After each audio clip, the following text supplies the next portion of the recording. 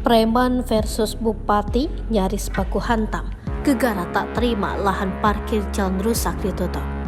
Viral di media sosial, video adu mulut dua pria yang dinarasikan preman versus bupati. Dalam video unggahan akun TikTok @dadiciamis1 Senin 8 Januari 2023 itu, disebut perdebatan karena sang preman tidak terima lahan parkir jalan rusak ditutup bupati.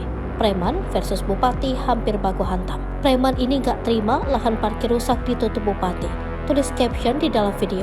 Video ini merupakan video lawas adu mulut Bupati Lumajang Thoriqul Haq dengan pengusaha armada truk pasir. Peristiwa itu terjadi saat sang bupati melakukan sidak terkait pungutan portal truk pasir 3 Juli 2020 lalu. Thoriqul Haq marah pada pengusaha armada truk pasir karena jembatan yang ambles diperbaiki secara sembarangan. Selain itu, ada pula pungutan tak resmi Rp10.000 kepada setiap truk pasir yang lewat dengan alasan perbaikan jembatan.